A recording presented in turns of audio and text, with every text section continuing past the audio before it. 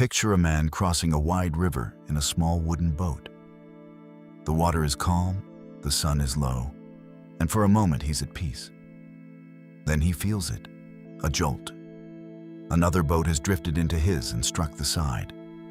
Heat rises in his chest instantly.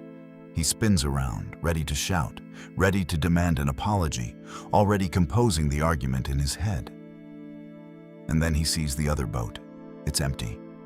No one steered it into him. It simply drifted, carried by the current, with nobody inside.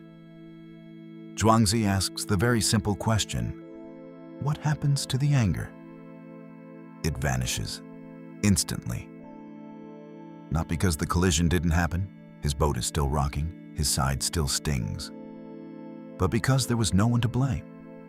The exact same event, the exact same jolt. And yet, the emotional experience is completely different, because the story he was about to tell himself about it never got to finish. Zhuangzi's point was never really about boats. It was about every person who has ever cut you off in traffic, left you on red, talked over you in a meeting, or said something careless at dinner. In almost every one of those moments, you are furious not at what happened, but at the story you've already written about why it happened. That they meant it, that they don't respect you, that this is who they really are. Zhuangzi's whole teaching is this. Most of the boats that hit you in life are empty. The driver cutting you off is late for something you know nothing about. The friend who didn't text back is drowning in something you can't see. There was almost never a helmsman steering the collision straight at you.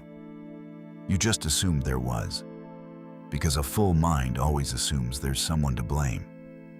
This is worth clearing up right here, because people hear empty your mind and think it means feeling nothing, caring about nothing, becoming a wall that nothing touches.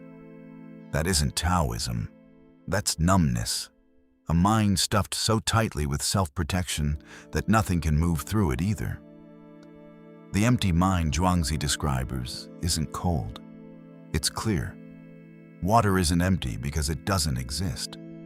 It's empty in the sense that it has no fixed shape of its own, so it can move around whatever blocks it instead of crashing and breaking against it.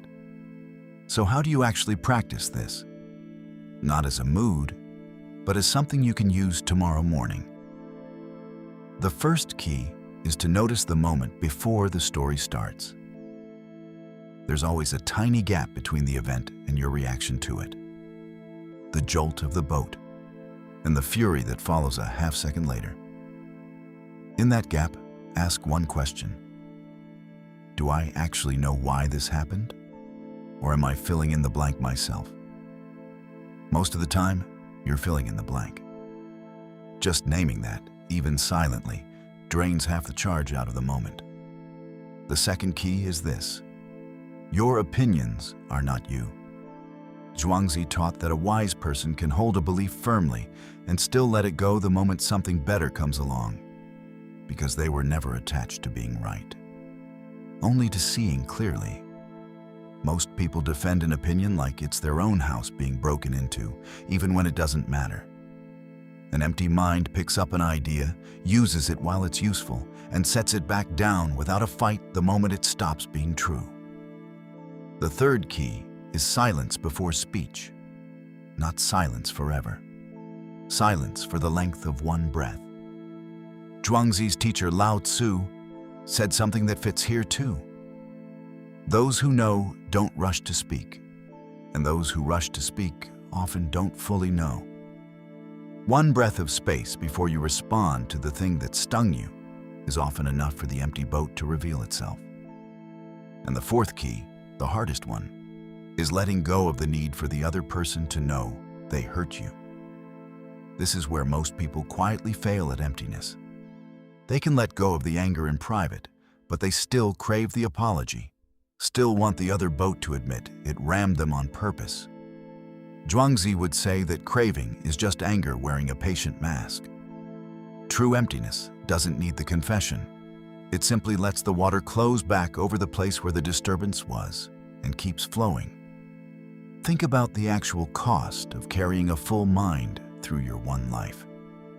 Every grudge is a room you never moved the furniture out of. Every assumption about someone's intentions is a story you're forcing them to star in without their permission.